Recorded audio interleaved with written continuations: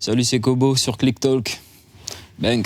Let's go. Walk it like I talk it. Walk it like I talk it. You walk it like I talk it. Walk it like I talk it. Hey. Kobo, comment ça va? Très bien, et toi? Bah écoute, ça va très bien. Bienvenue chez Click. Merci de me recevoir. Tu viens de Bruxelles, mais tu es venu aujourd'hui à Paris pour défendre ton album Anagenèse, qui sort dans quelques jours. Il y a 3 ans, tu te lançais dans la musique avec un premier disque qui s'appelait Période d'essai. Est-ce que ce retour signifie que ta période d'essai est confirmée? Bah écoute, plus ou moins, je pense que c'est la sortie de cet album aussi qui le déterminera. Mais en tout cas, c'est une étape en plus que je franchis et j'espère que les choses vont bien se passer. Si tu devais retenir une leçon que Période d'essai a pu t'apporter, ce serait laquelle? Une leçon, je dirais l'humilité. L'humilité, c'est un projet que j'ai sorti et qui a connu, on va dire, pas un succès commercial de ouf, mais un succès d'estime.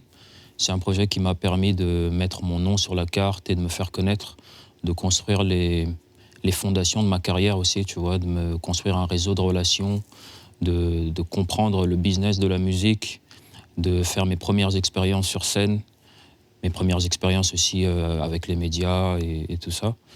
Donc ouais, je pense que c'est quelque chose qui m'a appris à être humble et à garder les pieds sur terre, quoi. Kobo, si tu le veux bien, je te propose d'entrer dans le vif du sujet et d'envoyer un extrait du premier titre d'Anagenèse que tu as dévoilé, Fucked Up. Ouais. Nous contre le monde avant que ce dernier me dégoûte, me déroute. OG, tout seul sur la route, veux des sous avant qu'on se fasse des sous, des par des fous. Grave du mal à rester sous des faux MC, donc des flots rouillés. Ta putain, là je n'ai que mouillé sur les réseaux, ça fait souiller.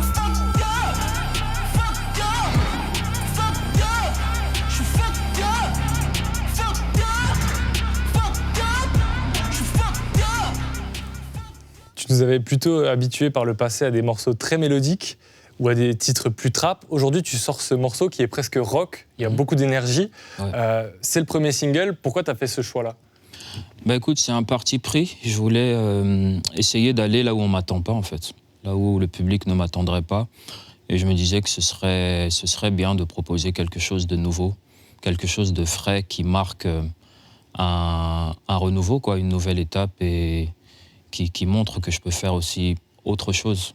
Je pense que ça m'a paru être plus intéressant que de proposer quelque chose que j'ai déjà fait par le passé. Parce que je pense que quand on sort un nouvel album, il faut se renouveler et proposer quelque chose de beaucoup plus frais, sinon il n'y a pas vraiment d'intérêt, quoi. On a un clip qui visuellement est très intéressant. Il y a déjà eu plusieurs autres clips qui étaient très soignés et on t'a souvent fait ce compliment-là. Quelle implication toi, tu peux avoir dans la réal de tes clips? Bah écoute, quand je fais des morceaux, j'ai toujours un peu déjà une idée un petit peu de ce que je veux que ça donne visuellement. Et je réfléchis souvent vraiment à la direction artistique. Je m'implique beaucoup dans la direction artistique de mes projets. J'essaye vraiment de visualiser les choses bien avant. Ensuite, je propose souvent mes idées aux réalisateurs. Je discute avec eux, je leur donne ma vision des choses. Eux me donnent la leur et on essaye toujours de trouver un espèce de compromis et où on fusionne vraiment nos idées, mes idées et les idées du réel, quoi. Et là, l'idée centrale de ce clip-là, c'était quoi? L'idée centrale, c'était en fait, je voulais refléter la naissance, en fait. Je voulais refléter la violence de la naissance. Fucked Up, en fait, c'est le 2e morceau de l'album. C'est un morceau qui suit un autre morceau qui s'appelle Prénatalité. Et donc, si tu veux, dans l'intro de l'album, Prénatalité, je parle de l'hypothèse que je suis dans le ventre de ma mère. Et donc, j'explique un petit peu la vie paisible et solitaire que je menais dans le ventre de ma mère. Et j'explique qu'à partir du moment où je vais sortir du ventre de ma mère, il va se passer tout un tas de choses. Et finalement, je vais vivre cet événement comme un traumatisme. Et du coup, Fucked Up devait refléter un petit peu ce trauma. Donc il y a vraiment des petites références, liquide amniotique, il y a une femme enceinte, il y a un enfant, tu vois, progressivement tu as un nourrisson au début, puis tu as un petit garçon, et puis tu as des ados qui se battent, et puis c'est moi qui grandis, et ça reflète un peu l'évolution, quoi. Un enfant qui grandit et qui est conditionné progressivement par son environnement. Donc là, sur ce morceau, tu nous offres des sonorités qui sont presque du côté du rock. Tu vas sur beaucoup de terrains musicaux, mais ce qui t'a permis d'émerger sur la scène rap, la signature Kobo, c'est plutôt ça. On écoute. Trouve-moi dans le hood aux alentours de 10 heures. La rue, je me donne au maximum. pas me contenter du minimum. Je cherche les pesos comme à Baltimore. Bloqué entre mes raisons et mes torts. Quoi qu'il arrive, je me donne au maximum. Je pourrais pas me contenter du minimum. Je cherche les pesos comme à Baltimore. Bloqué entre mes raisons et mes torts. Donc on est en 2019, tu commences à attirer l'attention autour de toi avec plusieurs singles, dont Baltimore qu'on vient d'écouter. Ouais. Tu sors un premier album qui s'appelle Période d'essai, qui est plutôt très bien accueilli par la critique. Puis tu disparais jusqu'à aujourd'hui. Qu'est-ce qui s'est passé ces 3 dernières années ? Bah écoute, au début, tout s'est bien passé. J'ai sorti mon album. Comme je t'ai dit, j'ai pu avoir des scènes, j'ai pu avoir de bons retours au niveau des médias. Ça s'est plutôt bien passé. Et puis, à partir de 2020, j'ai commencé à bosser sur le deuxième, à me concentrer, à retourner en studio, à écrire, à enregistrer des nouveaux trucs. Et ensuite, on a eu la crise sanitaire. Hein. Il y a eu la grosse crise sanitaire qui a eu un impact assez important sur mon secteur. J'ai eu pas mal de concerts annulés. Il y a eu aussi un impact au niveau des collaborateurs avec qui je travaille. Donc ça a freiné un petit peu le process. Et j'ai dû, entre guillemets, faire une pause qui m'a été imposée finalement par cette crise et mettre ce temps à profit en vérité pour améliorer mon art, améliorer ma vision du business et bien préparer mon coup parce qu'en fait, le truc c'est que les conditions n'étaient plus vraiment réunies pour sortir un projet. Et ce que je voulais vraiment, c'était pouvoir sortir un projet et level up, en fait. Franchir un step et continuer à construire les fondations de ma carrière. Comme tu sais, le développement, c'est pas évident. Donc je me suis dit, voilà, autant patienter et prendre le temps de bien faire les choses, quoi. Période d'essai a connu un très bon succès critique, mais comme tu le disais tout à l'heure, il n'y a pas forcément eu un succès commercial retentissant. Ouais. Comment toi, tu as vécu ce décalage entre une critique très élogieuse, beaucoup de passages dans les médias, et parallèlement une réalité des chiffres qui est ce qu'elle est ? Bah écoute, en tant qu'artiste belge, je t'avoue que c'est quelque chose qui ne m'a pas étonné. Je suis en développement, mais je suis en développement à partir de la Belgique. Même si j'ai signé dans un label français, je reste un artiste belge. Et je sais que la scène belge est encore une scène qui est en train d'émerger et de se faire connaître progressivement. Tu as des grosses têtes comme Damso ou Stromae ou d'autres. Mais c'est encore des exceptions qui se comptent vraiment sur les doigts d'une main. Tu vois, des mecs qui ont vraiment réussi commercialement, il n'y en a pas des masses. Donc j'ai pas été très étonné. Mais tu sais, on essaye de rester positif et de prendre ce qui vient, tu vois. J'ai vraiment apprécié l'expérience et c'est vraiment sur ça que j'essaye de rester concentré, quoi, tu vois. Je me dis, il faut regarder les bons côtés. Et après, pour le reste, ça se construit, hein, c'est progressif. On verra avec ce projet-ci et peut-être qu'il y aura de meilleurs résultats, quoi. Ce qui est intéressant aussi, c'est qu'aujourd'hui, avec le streaming, les formats, ils évoluent. Les artistes rap, ils ont parfois tendance à envoyer des mixtapes, des EP. Toi, tu es arrivé directement avec un premier album. Là, tu en envoies un deuxième. Est-ce que tu as un attachement particulier à ce format ? Oui, j'ai un attachement particulier à ce format parce que déjà, en fait, je considère qu'un album, c'est le projet le plus abouti qu'un artiste peut proposer au-delà d'un certain délai, quoi, tu vois. Et par rapport au travail que je fournis, je pense qu'en termes de qualité, pour moi, le format album, c'est le meilleur, quoi, tu vois, parce que tu peux vraiment prendre ton temps et proposer quelque chose de bien. Et à côté, l'aspect narratif aussi peut vraiment être beaucoup plus poussé. Je trouve que dans le côté mixtape et EP, il y a un côté un peu vite fait. Tu vois, c'est des projets, tu sens que bon, c'est peut-être des sons que tu avais en stock, que tu balances juste comme ça pour rester dans l'actualité et tout ça. Et je pense que, en tout cas pour moi, pour mon profil, c'est pas forcément quelque chose qui m'avantagerait de sortir ce genre de projet. Donc, je préfère prendre le temps de bien faire les choses, quitte à même créer une espèce de frustration et d'attente un peu trop longue, mais être sûr qu'au moment où je sors un projet, au niveau artistique, j'ai donné tout ce que j'ai pu. J'ai fait les meilleurs morceaux possibles et j'ai fait les meilleurs clips possibles et la meilleure promo, etc.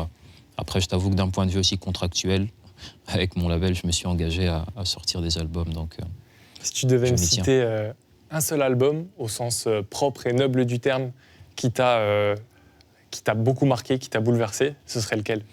To Pimp a Butterfly de Kendrick Lamar. C'est un album qui m'a beaucoup parlé la métaphore qu'il fait entre le papillon qui est dans un cocon, qui prend le temps de se développer et puis ensuite qui sort du cocon. Et je me suis beaucoup inspiré d'ailleurs de cet album pour faire le mien aussi, tu vois. Cette métaphore-là m'a beaucoup parlé. À la base, je voulais appeler mon album Métamorphose. Mais après, j'ai vu qu'il y avait énormément d'albums qui s'appelaient Métamorphose, donc je me suis dit que je devais trouver un autre nom, quoi. Je trouve que cette influence-là, on peut la ressentir. En tout cas, sur Anagenèse, je trouve que tu as poussé le curseur assez loin dans la conception. On sent que tu as travaillé les transitions, que tu as eu la volonté de construire une histoire. Et c'est quelque chose que tu laissais deviner avec le teaser de l'album que tu as publié il y a quelques temps sur les réseaux sociaux. Ouais. Bienvenue chez ANGNS Corporation, leader mondial en mutation génétique. Grâce à notre système de régénération des tissus détruits et des cellules mortes, toute destruction deviendra création. Toute mort deviendra renaissance. ANGNS Corporation. Rejoignez-nous. La définition de l'anagenèse, c'est donc la régénération des tissus vivants détruits et par extension l'évolution progressive des êtres vivants qui en résultent. Est-ce que ça signifie, tu parlais de métamorphose tout à l'heure, est-ce que ça signifie que le Kobo de période d'essai est mort et que j'ai un Kobo 2.0 en face de moi? Yes, c'est un peu ça. En fait, c'est vraiment un mot qui a plusieurs définitions. Littéralement, quand tu prends le mot qui vient du grec anagenesis, ça veut dire renaissance. Tout simplement, ça c'est le premier sens. Après, en biologie, c'est vraiment la transformation lente et graduelle d'une espèce au point de devenir une autre espèce avec de nouvelles propriétés, de nouvelles caractéristiques. Et après, en physiologie, ça veut dire voilà, la régénération des tissus détruits. Et je me reconnaissais à travers ces trois définitions, quoi, tu vois. D'un côté, je sens que toutes les expériences que j'ai vécues depuis la sortie de mon premier album ont façonné une nouvelle facette de ma personnalité. Je crois que je suis la même personne, mais j'ai juste de nouveaux traits de caractère et une nouvelle manière de voir les choses. C'est quelque chose qui m'a façonné et qui m'a changé. Et après, comme je t'ai dit, après la crise sanitaire, il y a eu des moments assez difficiles où j'ai même cru à un moment donné que ma carrière allait s'arrêter, en fait, tout simplement. Donc, il y a eu un travail de reconstruction à faire, tu vois, de reconstruction, rebâtir les fondations. Et c'est un peu ça le sens de la régénération. Et dans l'ensemble, tout ça forme une transformation, quoi. Tu vois, l'album reflète en fait le processus de transformation qui s'est passé depuis la sortie de mon premier album jusqu'à aujourd'hui. Si ta carrière avait dû s'arrêter, qu'est-ce que tu aurais fait d'autre? Est-ce que tu y as pensé à ça? Ouais, j'y ai pensé et très compliqué, hein. Très compliqué. Honnêtement, j'avais du mal à trouver une réponse à cette question. En tout cas, les réponses que je trouvais n'étaient pas les bonnes. Et je crois que c'est ce qui m'a fait comprendre que je pense que je suis fait pour ça, en fait. C'est ce que je fais de mieux, donc autant continuer. Est-ce qu'il y a une réelle différence entre la personne que tu es dans la vraie vie et le Kobo artiste? Parce que j'ai l'impression que c'est intimement lié. Il y a quand même une différence. Je pense que dans la vraie vie, je suis peut-être un peu plus réservé. Et je pense que j'ai parfois un peu plus de mal à exprimer certaines choses. J'intériorise beaucoup de choses et je garde pas mal de choses pour moi. Je refoule beaucoup. Et en tant qu'artiste, c'est plutôt l'inverse. J'exprime tout ce que je peux exprimer, peu importe ce que je pense, je le dis. Que ce soit cru, brutal, doux. Si je dois parler d'amour, je vais parler d'amour. Si je dois parler de manière violente de la rue ou des expériences que j'ai eu à connaître dans la rue, j'en parle. Et je pense qu'il y a ce côté-là. Quand je suis en mode artiste, je suis beaucoup plus ouvert, quoi. Tu abordes plein de thématiques, tu parles de ta vie. Tu t'efforces aussi de dépeindre ce à quoi peut ressembler la vie d'artiste, et notamment dans le morceau Studio qu'on écoute. Je ne peux même pas céder, car toute ma vie est publique. Pourtant très réservée, d'un naturel pudique. Mais c'est la vie que j'ai choisie. Métro, studio, dodo, boulot, c'est ma vie. Mais c'est la vie que j'ai choisie. Métro, studio, dodo, boulot, c'est ma vie. Ouais. Studio.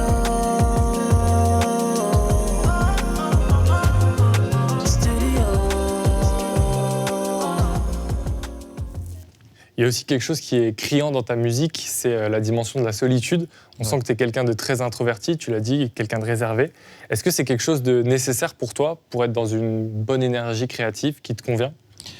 Nécessaire, je ne sais pas, mais je pense que ça fait partie en fait de la vie d'artiste, hein, surtout quand on a un rapport particulier avec son art, surtout avec l'écriture aussi. Je pense qu'à un moment, il faut se retrouver seul avec soi-même pour vraiment savoir, pour entendre ses pensées en fait, pour vraiment entendre ce qu'on pense au fond de nous et le retranscrire de la manière la plus authentique possible.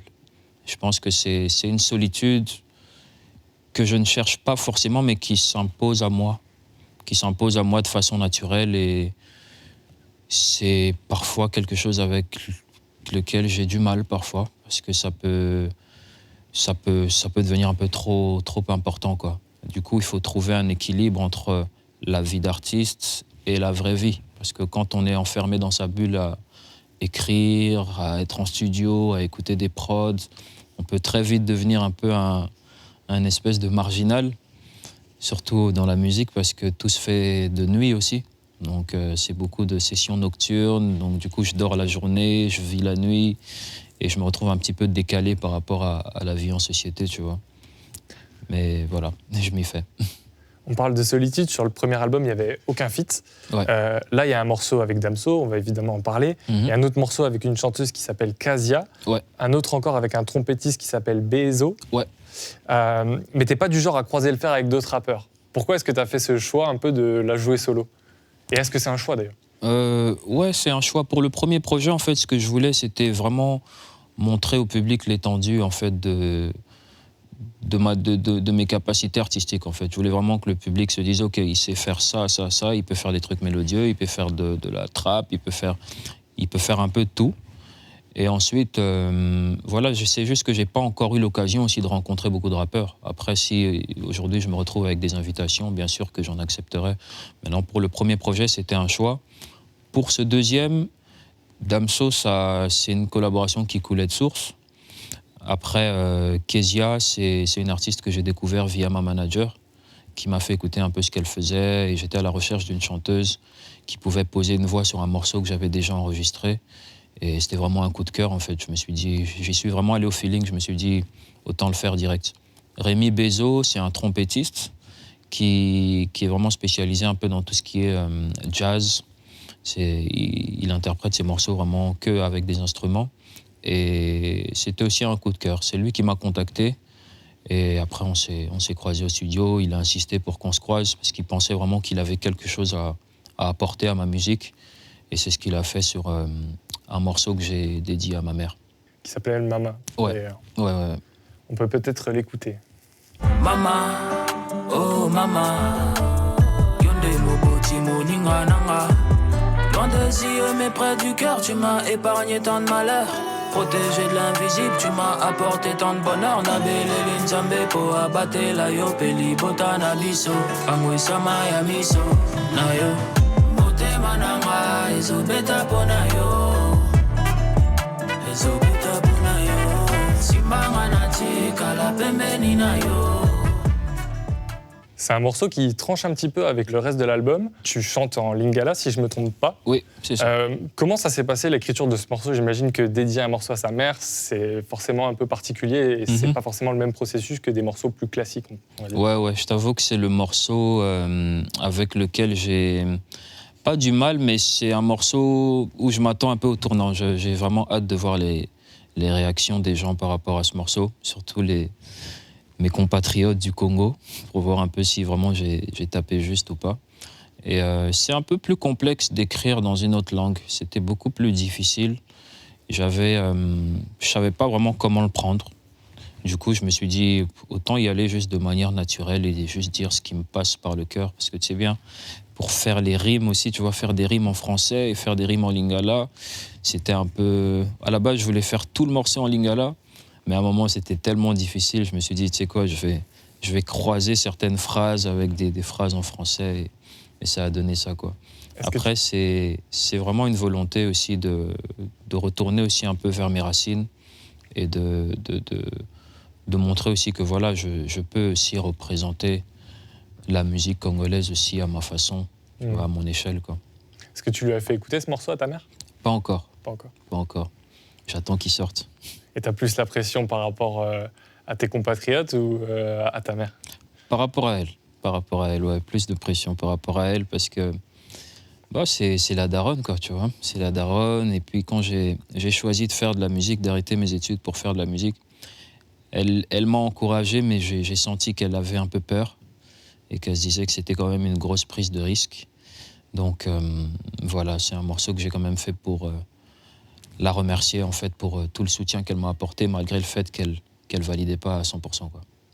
Tu es aussi proche de Damso. Il est présent sur Anagenèse. Il y avait déjà eu un teasing d'un morceau de Damso sur lequel tu devais être présent, mais qui au final n'est jamais sorti. Ouais. C'est donc votre premier morceau officiel et ça s'appelle Fumée épaisse. Fumée épaisse, je suis dans la caisse, négro fonce. Ta meuf, j'en prie, ma pute, faut pas présenter. Mon avenir à la traîne, je suis tout seul à mon peine. De la tête dans les veines, j'parle que pour me la raconter. Fumée épaisse, seul dans la pièce. Silence m'apaise, efface le stress. Chacune de mes pensées me tient en éveil. La vie n'est pas censée causer tant de peine. Fumée épaisse, seul dans la pièce. Silence m'apaise, efface le stress. Tu le disais tout à l'heure, ce featuring, il coulait de source. Depuis tes débuts, le nom de Damso, il est souvent évoqué quand on parle de toi. Oui. Quelle relation tu as avec lui ? Damso, c'est un ami d'enfance. Ça va faire un peu plus de 15 ans maintenant qu'on se connaît. On se connaît depuis qu'on est jeune.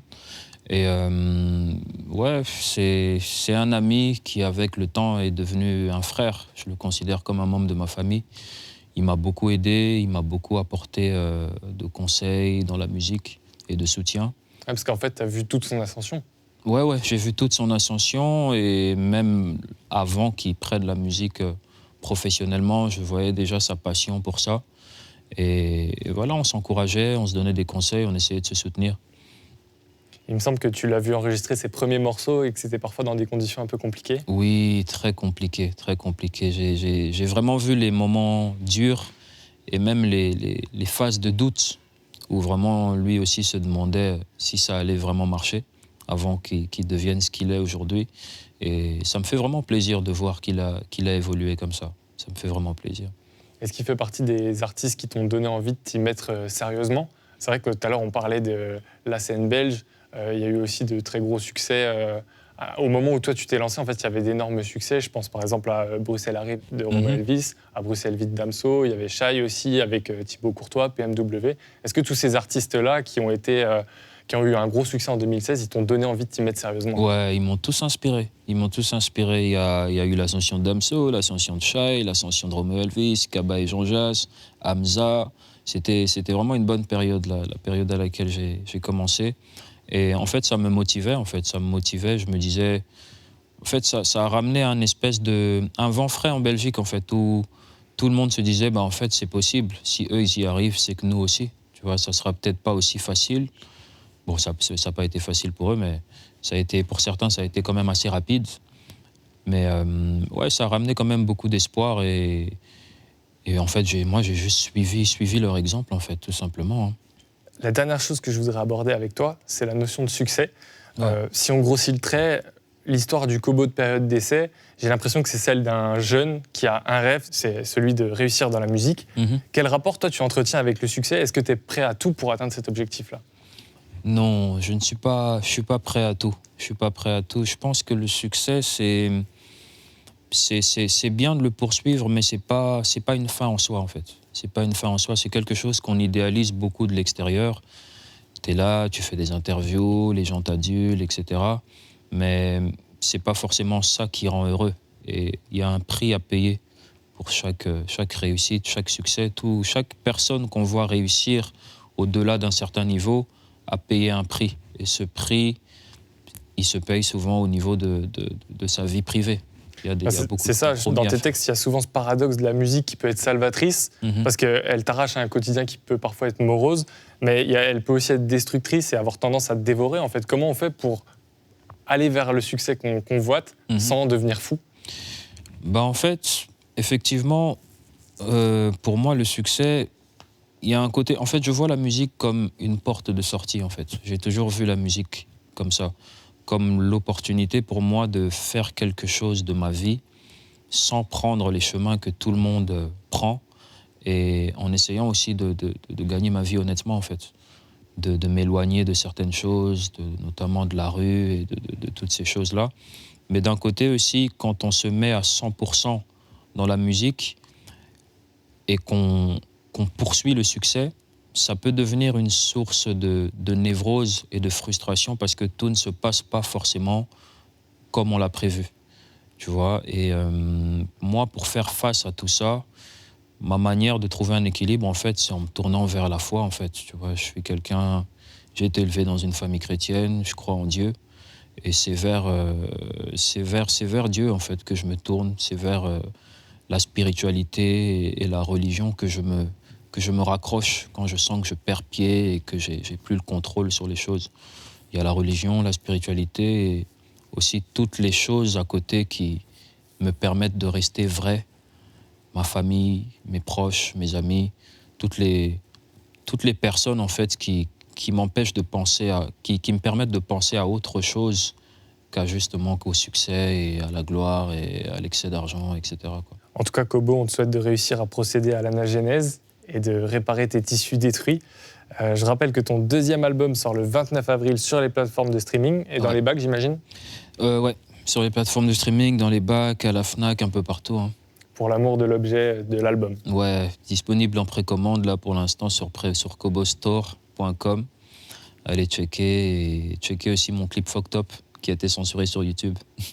Allez checker, je pense que c'est un bon clip qui mérite le détour. Eh bien, merci beaucoup, Kobo. Merci. Merci à vous. Let's go. Walk it like I talk it. Walk it like I talk it. Walk it like I talk it. Walk it like I talk it. Hey.